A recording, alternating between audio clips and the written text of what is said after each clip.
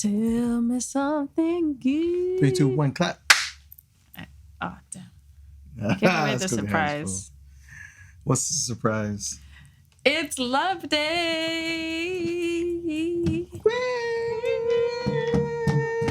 Balloon setup. Take a picture. Love. All right. We are back. We are back better than ever. Live and direct. Today is... We're not live. We're live in our minds. Oh, okay. Yeah. So, like... To me, I'm doing this live. Oh, true. Yeah, there's no cuts. There's no takes. It's I guess. one live shot. That's also true. Yes. Very true. So, how are you feeling today? I'm good. Yeah? Yeah. Checking in. How was your day? You haven't really asked that on the podcast, so I'm kind of like, is this a new segment? No. How do I feel today? I feel good. Tell them the exciting news. I got a job? Yeah. Oh. You're ridiculous. But yes, is it that exciting? It is for you. I think because of also how it happened and all that sort of stuff, it definitely is Talk about interesting. The process of Mel getting a job. I think last time we talked about you closing down your business. Yes. So now that we've talked about that, you can talk about how you've manifested this new job. Go ahead. Yeah. Okay. So I decided to get a job because I am in transition from one business to two others, technically. Yeah. And because That's I obviously like will not. I'm between jobs. Like I'm between businesses right now. Instead of just between jobs. Yeah, and I was looking for something remote and part-time, and one day I got this fantastic idea, I should do this. And I decided that I was going to post on Kijiji that I'm looking for a job. Not even that. Tell them you were specific. I was very specific about what I was looking for. I said I wanted something part-time, remote, and that pays a certain amount. And this is what I've done. I'm an entrepreneur, but I've also been an employee. And I have done, what did I say I've done? Like social media. I'm in the wellness field. Right. It was probably like a short, like 3-line paragraph that I wrote. Yeah, but very specific. Very specific. And I'm not going to lie, I wasn't sure it was going to work. No, fair enough. Because the first message I got was like... Shout out to Kijiji because... Yeah, so I got a message like, hello, Melissa. Are you seeking a job? And it was weird. Like, it was worded spelling weird. Mistakes and yeah, stuff. And so I'm like, Sheldon. Yeah, from that first one, I was like, Anyway, actually, the first one is what in my mind, what I thought would happen. Yeah, just like... random too. Me too. Yeah. Like someone trying to lure me into a building or something. Pretty much. But anyways, so I ended up speaking to some people, and it just worked.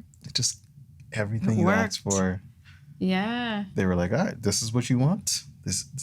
Like, I'm not gonna lie. Sometimes I'm like, I can't believe it's real. Like, I think I'm still in a mode of like, this really worked. Yo, it's the literal thing of like you deciding this is what I want. And I think that's putting it out there like that. Low key, that's kind of like for me a bit of not shock, a little bit of like, am I sure this is really happening? Yeah. I'm not gonna lie, like that's really just, even though I'm like, no, everything's fine. Yeah. I still feel like I'm going through that. Yeah. Well, maybe imposter syndrome. Honestly, it's maybe an imposter syndrome, but it's also maybe like, you know, when you're new to certain powers or realizations or even just how to manifest stuff, is like, whoa, like, did I really say this is what I want and then I got it? Yeah. Like, it's hard to believe at first. I think it's like something you learn like over time. You're like, yeah, I'm just gonna believe in the things I want. Yes. And put that energy out there. Like this is and then you get used to the fact that this is just how I flow. This is what I asked for. Yeah. This is what I wanted. I was clear about it. And I asked for it and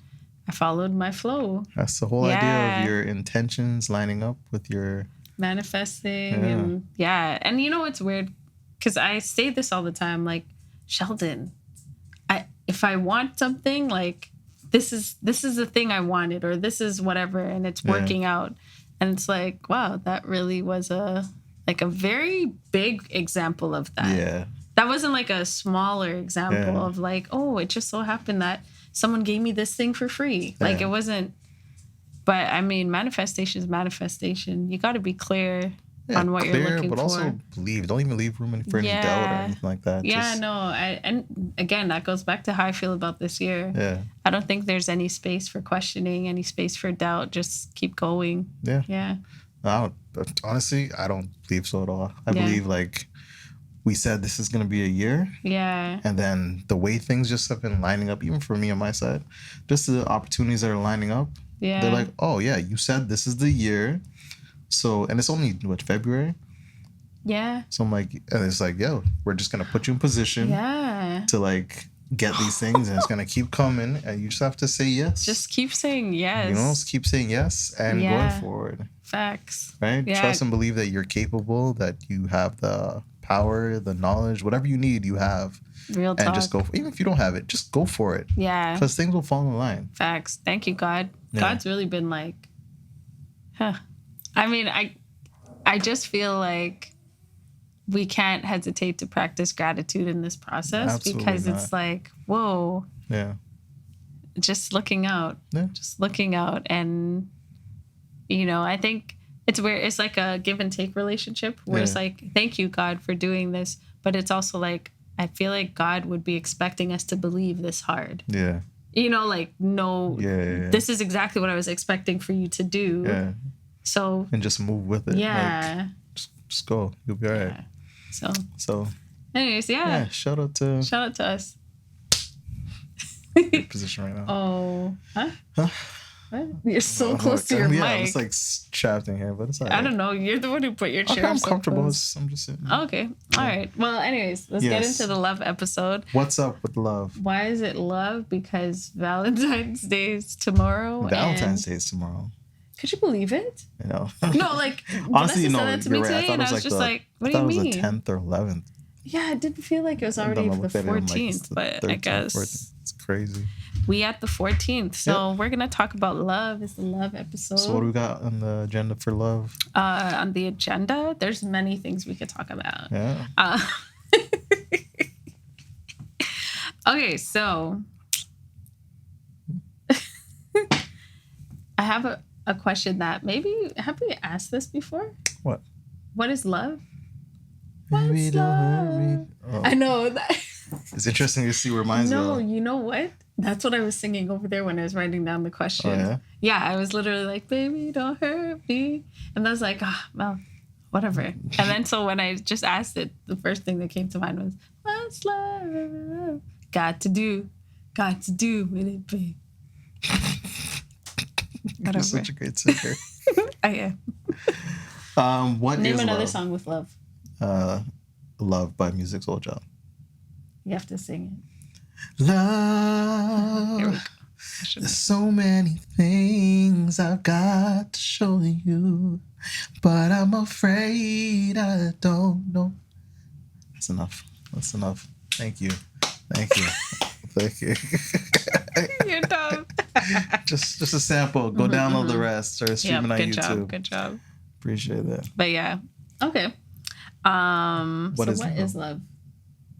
What do you think love is? Love is a 4-letter word that means, I can't remember. L is the way I look at you. O, because you're the only one I see. Oh, you're the only one I see. L is for the way you look at me. O is... V is very, very extraordinary. And E is even more than anyone that I adore. So we need to think about why it would be. Why is O? You're the only one. Only. Because you're the only one I see. Okay. Right? So look, only, very, and even. So love is look, only, and even. Look, only, very even. Okay? Okay. That's love. Oh, it's so cute. Yeah. What is love? What is love? Love is love an emotion? Love is a feeling? It's up to you. Love is a decision? I think it encompasses all of that. It definitely, love can be an emotion, it's very all-encompassing to me. Decision, a choice, yeah, a reason. I think it's an energy. That's where I'm gonna go. That would encompass it all. Well, yeah, exactly. I think it's definitely an energy, and it's just extraordinary. Ooh. Yeah, no, I feel like it's an energy, and you could tap into it. You can try tapping out, but I think it's a pretty large energy. What's it for? What do you mean? What's the energy for? Like, what's the purpose of it? Of love as an energy? Yeah. That's a great question. I think it's a energy that connects things. Okay. Okay. Oh, that makes sense. I think it's a connecting energy. Yeah. Yeah. That actually does make a lot of sense. Yeah, it's like it kind of wraps people, ties people together. Exactly. Yeah, and when you're tapped out, you kind of... You feel disconnected. You feel really disconnected, but you also feel low. Yeah. Yeah. Because you're disconnected from this energy that connects people together. Yeah. So once you're not inside that, you feel lonely, you feel sad, you feel depressed. That's why it's so hard for people during this time where we express love. It's not even like express love, it's more like it's an overall group decision that, hey, this moment is about love. So when you don't feel like you're tapped into love because of this overall feeling that everyone else is getting, then you feel kind of left out. Yeah. True. Which is why people come up with all kind of other things like galentines or... What? You know galentines? No, that's new. Some Jamaican came up with this? Definitely not. Really? No, some women came up with it. Galentines. It's like Valentine's for gals. You're only saying it because I'm saying gal instead of like... Yeah, and when I hear like galentines, I'm thinking, you have beer girls. They say it's galentines. That's what I'm saying. I've never heard it that way, but that would make more sense. That's what I would think it was. Say it's galentines. Yeah, it's time as for me and opposed to Miguel like... them. I feel like a girl would be like girlentines or... No, it's definitely galentines. It's galentines, yeah. But it's time for women who feel left out to celebrate together. It's like Friendsgiving or something. I guess that's valid. Yeah. Yeah. Wow. True. I mean, Valentine's doesn't have to be about... Well, I guess historically they've made it about relationships and being a couple. I can never remember what the history of... I can tell you. Can you? I can absolutely tell you. That would be appreciated because I want to know the true history of Valentine's and how it became something about love. Number one most searched thing on... Okay, so... People use it to justify. Yeah, it's not. I'm so sorry. Okay, they give me lots of reasons. The day is rooted in both ancient Roman and Christian traditions. Okay. The ancient traditions, Lupercalia was celebrated mid-February as a fertility festival. Okay. Dedicated to Faunus, Roman god of agriculture. Yeah. Oh, okay, gotcha. During this festival, young men would draw the names of young women in a lottery, and they would then be paired together for the duration. These pairings often led to marriage. Wow. How come we don't do that anymore? I didn't know that. All right, Christianization. Those singles mixers. That's how they should do it. Just draw a name. Here's a girl's bucket, the guy's bucket. Draw a name and see who you get paired with. And go for it, because that's like Tinder on. Honestly, if you believe in like next level. If you believe in like manifestation or like luck of the draw or anything like that, that'd be the best way to do it. That's true. Because then it's like, yeah, you're drawing a name and you're gonna chat with this person. It's very interesting. Okay, so then the next one. In the 5th century, Pope Gelasius sought to Christianize the pagan festival. So he declared it as St. Valentine's Day, commemorating one or more early Christian saints. The true identity of St. Valentine is unclear, as there were several martyrs named Valentine who lived during the same period. Okay. It's so interesting how things are just like, all right, you guys are doing this.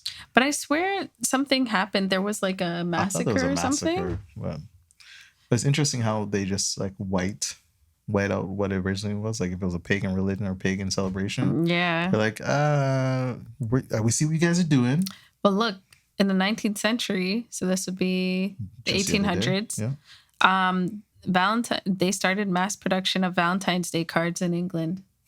That's when it became commercialized. So before it used to just be a celebration, a little pairing celebration, all that kind of stuff. That's kind of cute though. That initial one. Yeah, the pairing up. Yeah. That's cute. Especially if you're single already. But it's like, okay, not that I want to read anything sad, but okay, so the St. Valentine's Day Massacre refers to a notorious event that happened in Chicago, Illinois during the Prohibition. I thought it was earlier than that. Yeah. Prohibition era in the United States, rival gangs involved. Yeah, I don't remember this one. Is ChatGPT just making up stuff? I guess. I don't know. I feel like I'll write you a story about Massacre. Valentine's Day. Isn't there one older? I think we just have to look it up after. Okay.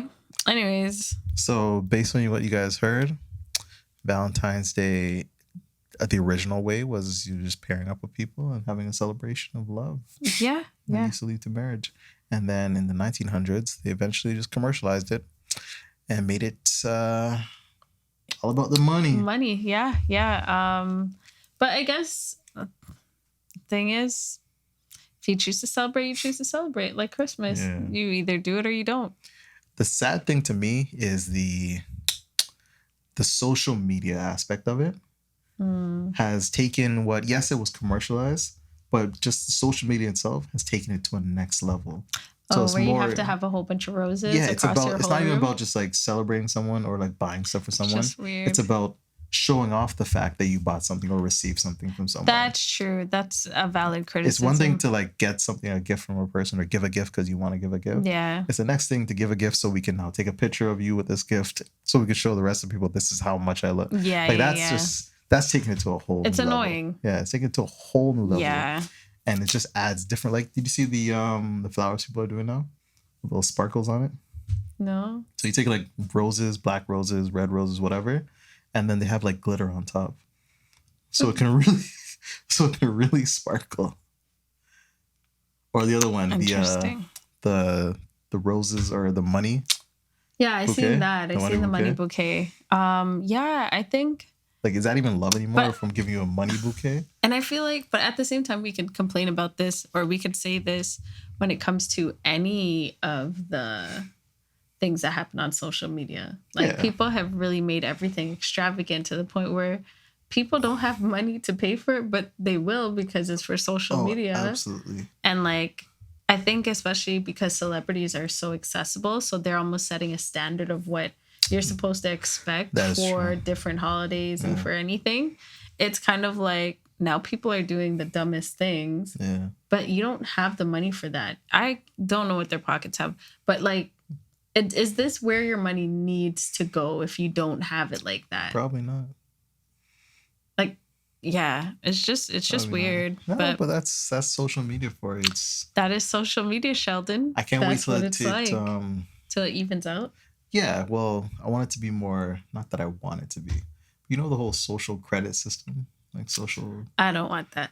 Not to that extreme where it decides if you can go on a plane or ride a bus or drive your car or anything, but just like where it's not really about how you follow people, but it really is about how you treat people and how your actions are held online. Like, you know, the same standards you have as a person in like real life where you're going to be, you know, ideally you're going to be kind to people. Ideally you're going to hold the door open for people. Yeah, but you don't want people being fake. You don't. But if we don't have standards, then people can continue to do whatever they want. Fair. I don't know. I don't completely agree with it, maybe because of Black Mirror. Yeah, definitely. But it's also like, I feel like they can set standards on social media without it having such implications. Because like, you can just, like, I think also we're in early stages of social media, so we don't yet recognize how to treat each other as like good. Like, we don't know how to like be decent people online because we still feel like it's a different world separate from who we are outside. Yeah. When it's like, well, no, if you're capable of being that way online, then there's some of that in you in the real world. Definitely. And like, It just requires you to be behind one screen for that side of you to come out. Yeah. And I'm sure your close people or people around you have either seen it or... But how do you make that change then? I feel like it requires, to be honest, I think it's the algorithm change, because they're creating the space for people to be as toxic as possible, because drama, toxicity, conflict, that drives engagement. As long as you have engagement. So then as long as the engagement has always been is based on that. So why won't they change it to the point where negative engagement doesn't give you as much as positive engagement? Because they don't care. They must. No, because for them, they want you there because they make more money. Let's be real. The people who are creating these platforms, maybe minus TikTok, and no, I don't think so. The people who create these platforms do it with money in mind. Yeah. Their whole focus is to make more money, and so they're going to make sure that people stay on there, because then people are willing to pay for ads to be seen, and they're going to keep making money. Okay, but when they still make money, and they make money off of our profiles. Yeah, but when they still make money, if their algorithm, because all we do is we move based on the way the algorithm moves. If hashtags are one thing, people are going to put hashtags. If dances are working well, if it said post 3 times a day, you're going to post 3 times a day. Whatever if your goal is to get that, right? Yeah. If it's if comments work better, if sharing works better, they're going to do whatever it takes to follow the thing. Mm-hmm. So if it said, okay, spreading positivity will spread more than anything else. Mm-hmm. Right? That simple change. If we see something positive, we're going to spread it more than other things. Well, it's interesting because humor is one of those things that are more positive generally. Yeah. And sometimes it spreads, but they don't focus on that.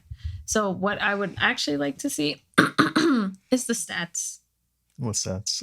In on terms of, because if positivity does spread just as much as drama and all the negativity, then that means they're purposely creating a space for people to just be their worst.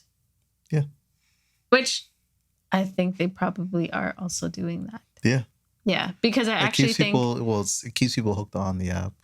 And I think definitely it's a whole system. Yeah. Because it's the same way how the news will scare people. Exactly. It's the same way the news is scaring people, movies scare people.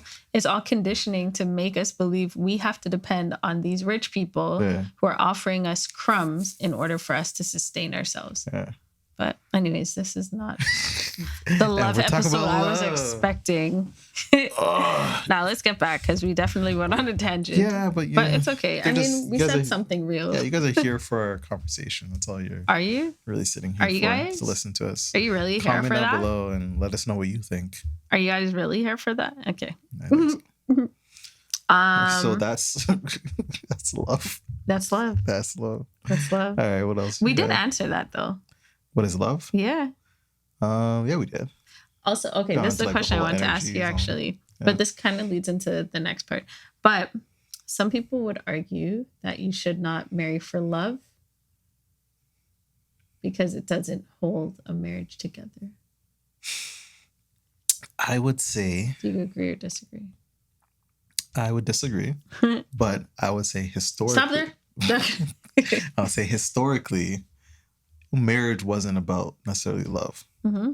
It was about family. Yeah. It was about your family joining another family to strengthen the family. Yep. And raise you guys up as a family. It definitely wasn't about the individual, how you felt, especially when it came to women. No, it wasn't. You guys were just... We were pawns in the game. Yeah. If we had a woman... We're property. You're basically just used to help us. How's a family going to benefit from who we're going to pair you with? And for men, it's you gotta marry the right girl from a good family so we could raise or have more children or do whatever for a legacy to continue. So ideally, I feel like people should be marrying for love. Mm-hmm. Historically, I don't think that's how it's been. So I understand the nuance of people believing, hey, they're going to continue that mindset as I want to marry someone who's rich, someone who's established, someone who has something going for them. Yeah. Because that underlying in our humanistic our underlying primitive instincts. Yeah, it's like we're gonna follow the same trends. It's like it goes back to even like finding someone strong who can hunt, who can do whatever. Yeah, so it's funny. I was thinking about that too the other day. Yeah, no, I do think you should marry for love, and only because, like, that's an interesting thought though. Like, say for example, from the get-go, it was all about survival, right? You're finding your pair, your bond for someone who can help you survive the best. Yeah. Right. So humans from the get-go was more about survival, building, strengthening, all this kind of stuff. Right. If that's who we were, right, why is it that we should change from who we originally were or how we originally operated to now this new operation of like, oh no, I'm just gonna marry because I love this person? Is it more of a, this is just me spitballing, is it more of like an evolutionary thing? Yes. Where it's like instead of just like, ooh, we're gonna just do this for this, we're actually ascending as people, as humans, where it's okay, our technology improved, our lives have improved. We don't necessarily need to just find a partner to help survive, because survival is a lot easier. You can survive on your own. Yeah, you don't really need a partner anymore.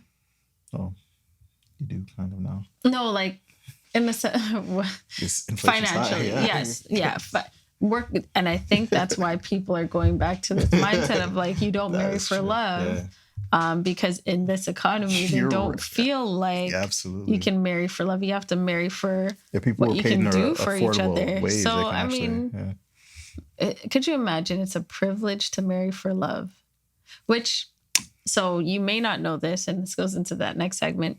The reason why, one of the reasons why people started getting married for love and just like instead of arranged marriages and stuff like that was during the Protestant era, the Protestant Reformation. They found that, their emphasis was on like individualism, but it was also on your faith being an individual process and your conscience being an individual act or an individual experience. Separate from yourself? No, like it's not a group thing. Oh, okay. Or it's not decided by anybody else. It's you. You're the one who's in charge of that. And then the Enlightenment era, that furthered the whole individualism sort of thing, which is interesting because it's individualism, but it's supposed to be the Enlightenment era. And we kind of have to work together to really achieve great things. Something about finding yourself. There is something about finding yourself. And, you know, I think it helps the whole if you're able to. I think it was necessary. Yourself. I think we go through these ages because there's something necessary in those times to help us evolve as people. Yeah. But anyways, and so initially when arranged marriages started declining, it was because the rich were the ones who were not doing it anymore. Yeah, true. It's crazy because that means the rich have always been the ones to setting the bar. Setting the standards, and then we just follow. Because poorer families still required marriage for status and for resources. Yeah. So it's like if you want to move up in life. Yeah. So like, that's so weird. It's so weird. Hey, but anyways, it's because we pay too much attention to the rich going on versus the simple things that could make us happy and joyful in life. We're in a capitalist society where it's all about more. Yeah. So I don't know. It was interesting to read because I feel like you don't really get to hear that spin, I guess, on things. Yeah. You just only hear, well, you know, marry for love, and it's always been this way. Yeah. You don't really hear the history of marriage. Not at all. Unless you're like studying history, which I technically should know. But yeah. Okay. Mm-hmm. But I do think we should marry for love. I think so. Yeah. I think that we're at an age or a time period where we should. I think, especially with evolution, you now don't have to marry for survival. And isn't that the goal? You don't live based on survival. Well, we want to live in survival. Like you don't want to be in survival mode for the rest of your life because then you can't actually evolve. Yeah, well, you're just going to be head down, focused on what it is. Yeah, I think what we need to do is just learn to evolve without a sole focus on survival, but also like still recognizing it's important. Yeah. I guess that's what the scientists do for us. Speaking of arranged marriage. Oh, you did start over. Wow, that was really good. That was smooth. Thank you. I just paid attention and, That's why you zoned out for a second. Yeah, I caught it. Think about it. But anyways, we're going to move on. We're trying to make these episodes a bit shorter. Yeah, they don't have to be an hour. They don't have to be. But also, we don't get questions from viewers yet. Not yet, because we need you guys to write in. Yeah. Let us know. So this is the out of this world question. Nice. You want to ask it? No. Okay. What if there was no such thing as marriage? Wait, before that, didn't you have something else? Yeah, I said it. No, about the arranged marriages? Yeah. Oh, because I wanted to mention. Before we move on to that. That's what I was arranged marriages were a practice that existed in the Western world for a very long time. So I think it's just interesting when I was looking into all this, like the history of marriages and stuff. Arranged marriage was practiced so heavily over here until, again, the Protestant. So we're talking the 1400s to 1700s that it started to decline. Yeah. But up until that point, which is a large chunk of history, it was arranged marriages. And I always think it's really rich how the Western world likes to pride itself on like being so forward thinking because we don't do that. Right. But at the same time, it's like, well, the only difference is your whole process decide to focus on something else. Bro, it's the same thing. Your process. The only thing you're not doing is involving your parents until they meet the person. Yeah. Then all of a sudden their opinion matters. But so I heard there's a difference between forced marriage and arranged marriage. Mm-hmm, absolutely. So a lot of times people like to think of arranged marriage as a forced marriage. Yes. They make you feel like, oh, you're being forced. But if you like look into the culture of like, say, for example, Indian people who practice arranged marriages, it's more of it's like a vetting system. Yeah. Where it's like, your family, they say, this is my son, this is my person, this is whoever, it's my daughter. And they're basically, you have a matchmaker who's going to help you find a person. Like Seema from Mumbai?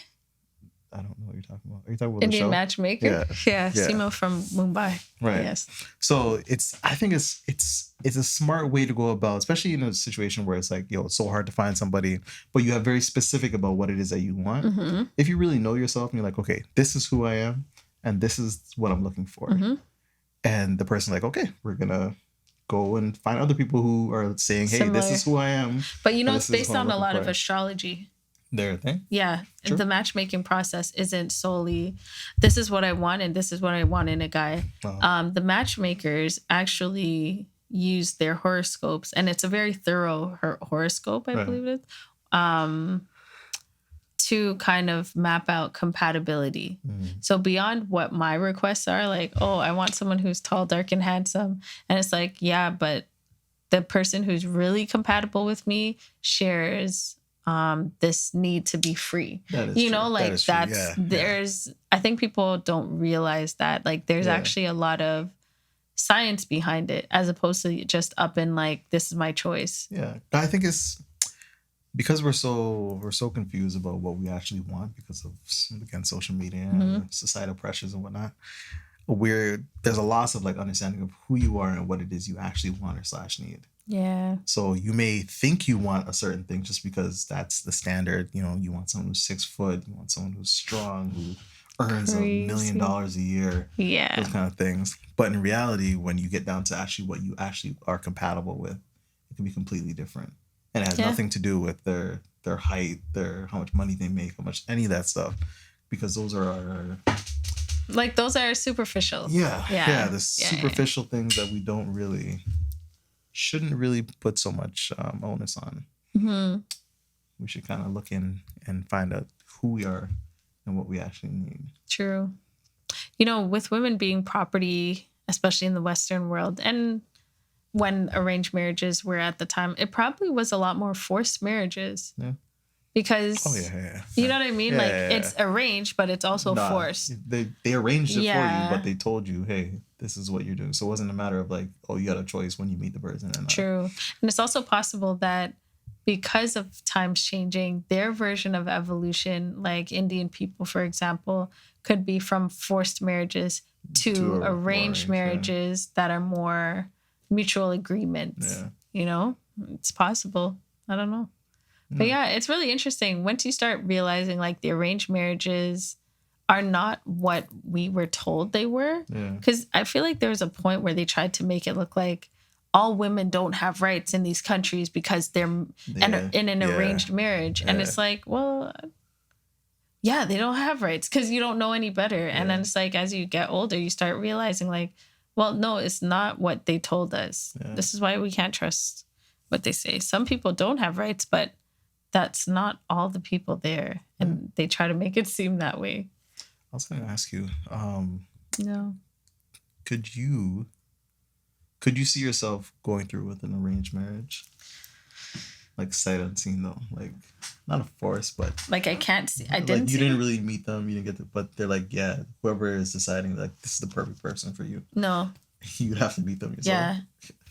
No, there's no way. Really? Yeah, no, absolutely not. Could you also, second question, could you learn to love somebody? No, absolutely not. Can I learn to love somebody? Yeah, absolutely. I think so. I was gonna say because isn't that what we do? Like. Yeah, because I was gonna say we learn to love each other even more, and like you may like somebody. At well, first. not just and like you learn to love certain things about a person that you probably wouldn't have like. And I don't know if the word's love. You learn to accept a lot more things. Acceptance is a part of love. It is.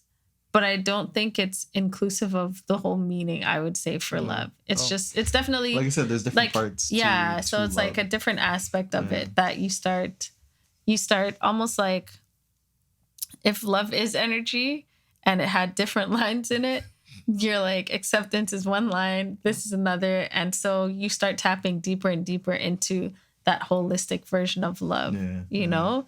But like practicing. Do you think you could do an arranged marriage? I think so. I feel like I'm a great person off the jump, and I feel like if it's a dope person, if it's a cool person who's like but you don't know that. I don't know. So you don't know. I'm saying if. So ideally, if somebody decided for me like, hey, I met this person and I feel like they're perfect for you, and they actually got it right, where it's like, okay, this is a good person. Yeah, but that's if. Yes. The question isn't on if, it's can you? Yeah, I could. Even if it was an awful person, I would change them. I would change them for the better. Really, Sheldon? How would you do that? Because it's feeling forced. Through love.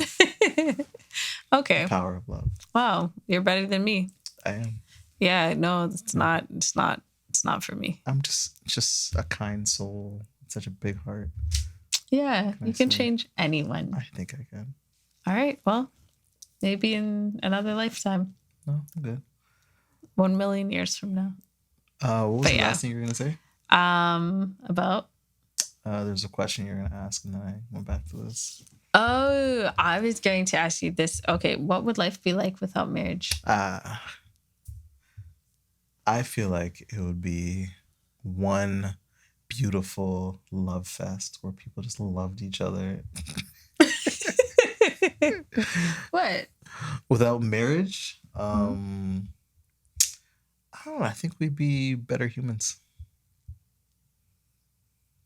Why? Because you know how as humans we like to divide ourselves into little boxes, into cubicles. Marriage is one of those cubicles. Like we're not making any big bloodline, which essentially becomes our clan, which becomes it's this little no, I have my marriage, my person, and kind of forget everything else. I just feel like today that's how we're kind of more pushing towards when it comes to relationships. Versus people who are like, for example, when you married a family, it's our families coming together, and sometimes our families who are all living together. Right? Versus now where it's like, okay, well, besides what we want to do, but it's like, let's leave. Okay, you leave your family, I leave my family, and we start our own little family over here. And then eventually our kids are going to find their own person and find another family over there. Yeah, and then everyone's spread out. Everyone kind of just moves versus coming together. I don't, that's no, I hear that. And I understand it. I'm just like, I guess I'm trying to figure out, is marriage the cause of that? Yeah, or is that individualism? It's individualism in marriage. That's what it is. Yeah, no, I guess. But it's, and the next question I have regarding this is, how much of an impact does marriage itself have on the way we live and do things and our choices? Because, for example, if you know in the future you want to get married, maybe from a young age you envision that. Who's to say those visions you have for marriage doesn't change how you act as a person in a young age? You know, I wonder, now that you say that, sorry. Do people envision a marriage? Do they envision a marriage, or do they just envision the wedding? The wedding? Like when you think of it, like, oh man, I can't wait to get married. That's true. Yeah, I think they mostly envision being, the wedding. You know, the married, what that looks like as a married person. I think it's just the wedding. It's just like, oh, I can't wait to. I think when you get older, you kind of start to envision that because you know what a relationship is like. But even still, like, a relationship is one thing, right? You know, you're right, because I don't think people envision what do you think marriage, of marriage at all. Like, besides, like, the dinner, like, I'm going to go to work and my wife's going to make food. I'm going to come home and eat food and take care of my kids and all kinds of stuff. But that could actually be a very real vision of marriage that could be. For people, and their way of thinking or their way of moving about the world changes based on feeling like they're going to need to be the breadwinner, or they're going to take on this position of housewife, and that means I got to learn how to cook from a really young age and prove to people that I'm a good cook and I can nurture people. Take care of kids. So my next question is, does it change how we operate as individuals and like as a society? It changes what purpose you like, where you gender roles are impacted potentially. Because that means if there's no marriage, which is largely or at least what we've come to know as a way of reproduction. Like you get married and you reproduce. I'm sure we'll have something else that causes reproduction, but just reproduction. Would it then turn from like, instead of it being, I have an idea. Maybe what happens is it turns from us in this house unit to communal societies where you have the women who give birth, and then you have the women who prepare, or the men who prepare food, whichever way they decide to organize. But people are now grouped into their purpose for like raising bigger. The children. Yeah, so it's not about like, oh, just my bloodline alone. Yeah, so you might have a group of teachers. A whole clan of people here. Yeah. Maybe it was for organization. Maybe. Because people are like, we don't want our kids, you know, talking to them. No, but even reproducing with each other. That's true. It could have been like, oh, I don't necessarily want my kid reproducing with this weaker person, because then they can't survive. Like, say, for example, we live in a society where everyone is just mating. Coupling with each other. Do you want to mate, baby? I'm thinking about animals. And do animals get married? No, they mate. And do you know how many single parents are in the animal kingdom? No. Yo, watching Wild Babies is crazy. About that. How many animals are single? No, single I'm like mothers, so many single mothers in the animal kingdom. Do you know male penguins? And some of them are so mean. They take care of the babies? They take care of the eggs.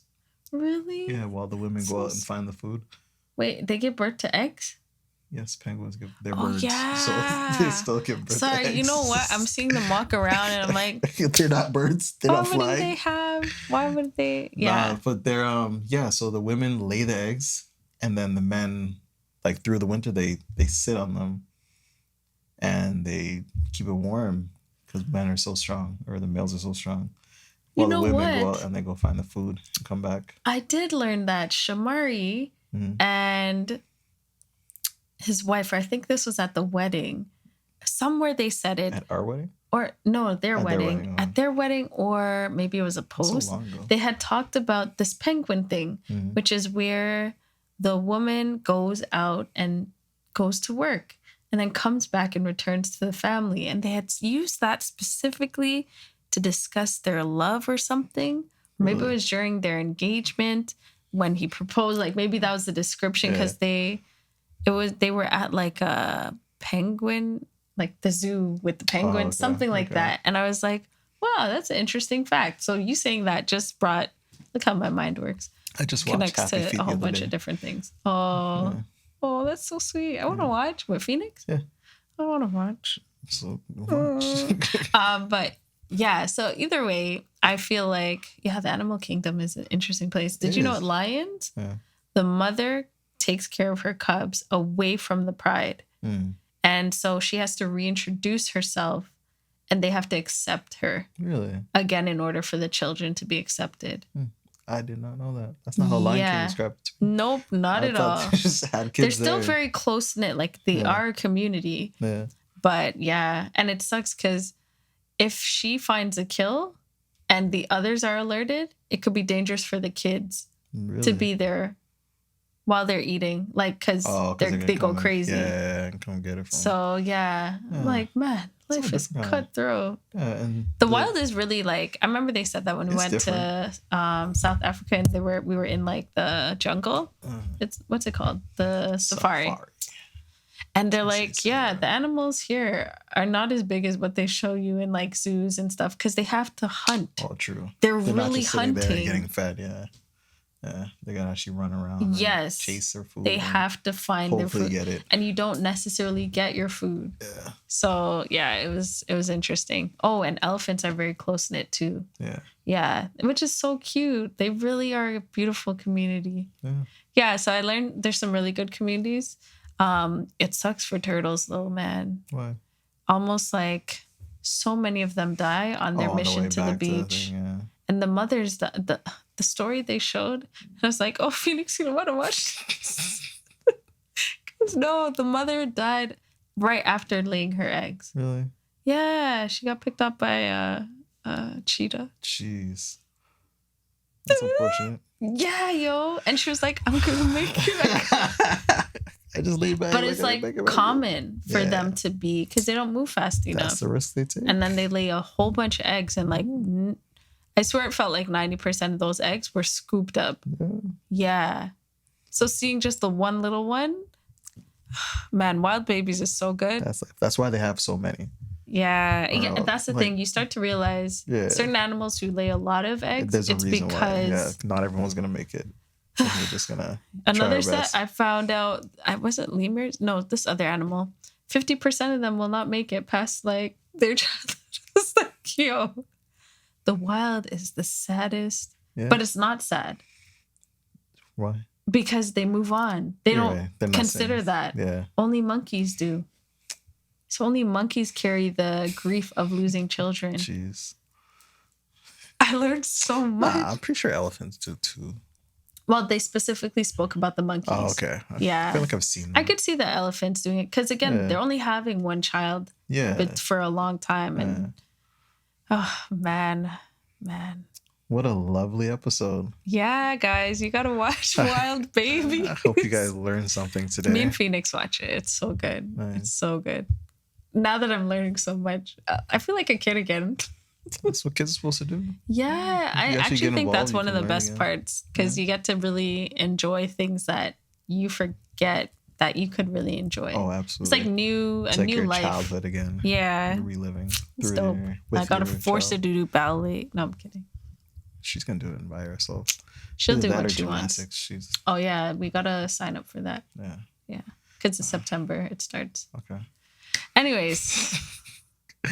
All right, Parents, y'all. right? Thank you guys for sitting with us, having this conversation. And this short conversation we tried to have. Yeah. It never happens, but we tried. Could you imagine we had more segments?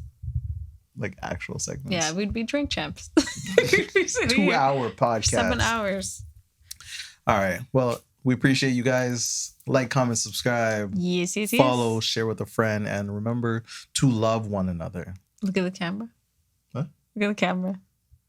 Love one another like you love yourself. Yes, and happy V-Day for those who celebrate, and happy next day for those who don't. And happy Side Person Day on the 15th when it comes out. Don't be that.